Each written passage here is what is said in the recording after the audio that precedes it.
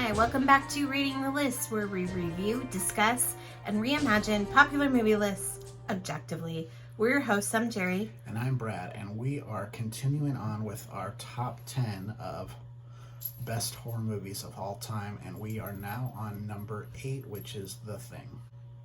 So The Thing was released in 1982, directed by John Carpenter, starring Kurt Russell and Wilford Brimley.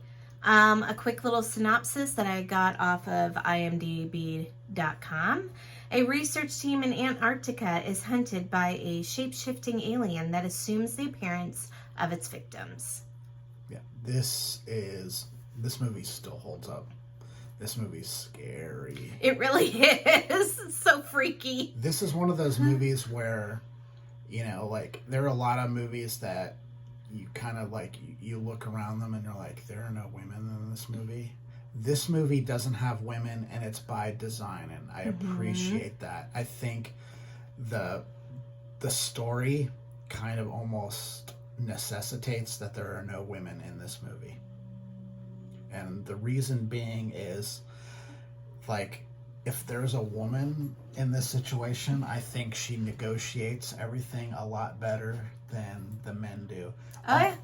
All these men are... It becomes like a big dick measuring contest, this whole movie. It ends up... the movie literally ends on these two guys that are just trying to kind of out-macho each other a little bit. And they're going to freeze to death, and... The women, I think that there wouldn't have been a movie because they would have just been like, let's get out of here. Yes. They would have come up with a plan on what we need to do and would have gotten out. And the first signs of trouble, they would have kind of gotten out. They wouldn't have, started turning on each other the way that all the guys turn on each other in this movie. They wouldn't have had the ego clashes that happen in this movie. John Carpenter has specifically said that he made a conscious choice not to have any female characters in this movie. Normally that would be a red flag for me. This time I think it's an effective tool for telling this particular story. Yeah, it's basically... It's a little like Lord of the Flies-esque, where they're kind of like... It's kind of just showing the nature of men, right? So it's just, you have these men in this tiny little space, desolate landscape, nobody around. There's another John Carpenter movie that has some of the themes there in this one. It's Assault on Precinct 13. Yes, I've seen it a long time ago. So that basically takes place in, you don't even see the enemy in that one, really. You've got a few cops and a few criminals, and they're all stuck in this police station that gets attacked by unknown assailants. Yeah. And they all kind of have to work together, but you get a lot of the clashing, both not only between, the one that you would think right off the top is, the police and the criminals are going to have a great deal of mistrust towards each other. But you also have it between the cops and between the criminals themselves. So you get a lot of that interpersonal kind of conflict where everyone either has to band together and figure this thing out, or we're all going to die. And that's kind of what happens here. Yeah. And it really falls apart in this movie. It really does, because I think that nobody knows how to deal with the situation. I don't think they know what it is. They don't know what it is. Yeah. You can't know what it is, right? Yeah, so basically the movie starts with, there's this helicopter, you kind of get the way back, there's this spacecraft that crashes 10 million years, however many million years ago, in the Antarctic. And then, that's a really, really quick scene just to kind of set up stuff. And then we're dropped into present day Antarctica, and there is this Norwegian helicopter that's flying, and they're trying to take out this wolf. Well, one, why is there a wolf out in Antarctica? Because they don't live there. So, they're, it's got to be some kind of, trained dog or whatever. And it's got to be these people in the helicopter know what's going on. They do. Well, that's the thing is right? they're shooting the animal and they hit it, but they don't kill it.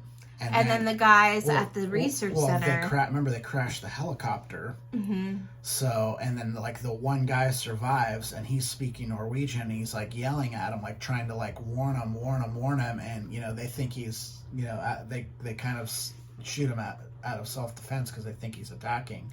And then they take the animal in and put him in the shelter. And that's when things go wrong. When, you know, that's when bad decisions are made and things start to happen. And the special effects still hold up. Are incredible. Yeah. Because this alien or whatever it is mimics the... It's a shapeshifter. It's a shapeshifter, takes on the... But it's not very good at it. Yeah. Because they come out all distorted and weird. And... It has a vibe of Invasion of the Body Snatchers, mm-hmm. where it invades the body, but it has a hard time making itself appear human. Yes. But, so it's like all these distorted, and it's crazy because you're with these guys and they're starting to realize like, okay, some of these guys might not be who we think they are. Right, they're not them. They're not them anymore. And now they can't trust each other because they don't know if the person is infected or not. The X-Files does a very good... I was just going to mention the X-Files. They do a very good episode, kind of similar to this. It's pretty close, yeah. It's very close. They're in Antarctica, but I think it's like a... They're not in Antarctica, they're in Alaska, right? I thought they were in Antarctica. No, they're in Alaska. Okay. Because remember... But they're at a research center, and it's a parasitic... alien? I don't know if it's an alien, or I can't remember if it's an alien or not. I think it's part of that whole alien conspiracy. Yeah, so it's like a parasitic worm that takes over bodies as hosts. But that one they have both men and women, mm-hmm. and they play off that quite a bit. Well, you got Scully in there in a different way, yeah. So it's pretty cool. This movie has some really great performances. Kurt Russell and his hair. Dude, his hair is impeccable. Dude, he has this is like the Academy Award winner of hair. Yes, it's got the 80s feather. Yeah. It's perfect. And he's got the kind of epic beard that some men just simply can't grow. He is very good looking. He exudes alpha male. He's he's McCready. He's their helicopter pilot, mm-hmm. and he's just he's playing up the alpha to no end, and it's really really great. And then you've got Wilford Brimley plays a doctor. Well, aren't most of them like research scientists? Yeah, except for Russell. He's really the only non-scientist, which is interesting. Yeah, the Keith David, who's a fantastic actor. Mm-hmm. He plays Childs. Yep.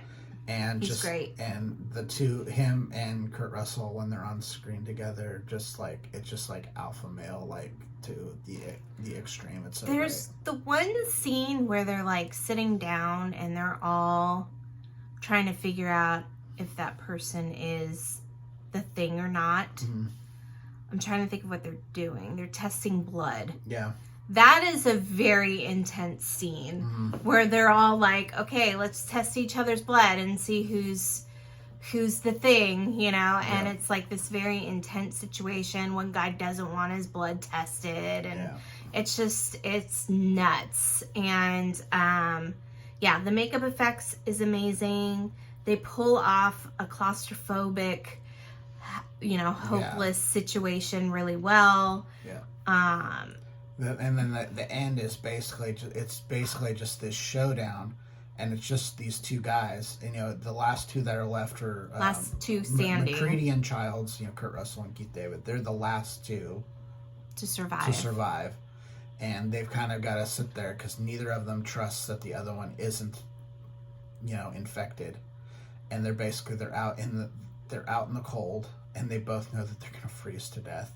But they also kind of know they kind of have to in order for this thing not to make it back to society. Mm-hmm. But they leave it like that. And they just kind of leave it like that, and they're just sharing whiskey. And then that's kind of it. You just have this like ambiguous ending as to what happens. Like you don't know if one of them was the thing. You don't know if one kills the other one. You don't know. Yeah, you don't know if neither of them the thing, one of them's the thing, or if one of them kills the other, or what happens. It's left completely ambiguous. It's a really great ending. A really, really good ending. It's a great movie. Did not do well at the box office. Yeah, it's so sad. Surprisingly. I did read that this is John Carpenter's favorite movie that he's done. It's probably his best movie. Yeah, it's very, very good. I mean, I love me some... do we have another John Carpenter on this list? On this list, no, because Halloween didn't make the list. It didn't? I don't think so. I thought it did. Oh, we'll worry about it later. If it did, it's Halloween. He made Halloween. Yeah. I think it. I love me some Big Trouble in Little China, but this just, and I also really, really like Assault on Precinct 13. I think those are to me, those are probably his 4 best movies, but this one is probably the best. This movie really holds up well. Yeah. I don't even think that I think you would still have trouble like making CGI effects that are better than this. I don't think that you could do much better in terms of practical effects. So not for that time either. I mean, this was like Rick Baker just like outdoes himself. With the stuff so that he does freaky and weird. It's freaky. It's weird. It's scary. Great performances. Tension throughout the movie. This is a really, really great film. Yeah, so if you haven't checked it out, we highly, highly recommend you watch The Thing. If you are not into horror movies, but you can stomach a little gore, you could watch this movie. Yeah, this doesn't have the kind of real big jump scares that a lot of horror movies kind of fall into. And it's not supernatural, really. Yeah, this is real. The scares are really about the tension and trying to figure it out. It's more suspenseful, than horrific for the most part. There is some gore in it. Well, the whole makeup effects and everything. It's pretty good. This is just, it's a really, I'm not a huge horror person, and I think this movie is great. It's just a very, very effective movie. So let us know what you think about our number 8. Yeah. Let us know about our number 8, what you think of this movie by leaving a comment, or if you'd like to talk to us directly, please email us at ratingthelist@gmail.com. I think that's it. We'll be bringing you another horror movie off the list shortly. I'm gonna try to get Brad to watch one off my personal list this weekend. Okay. All right, I'm gonna pick it for you. All right. So that's all we got. I'm Jerry. I'm Brad. And we're rating the list. We'll see you later. Bye. Bye.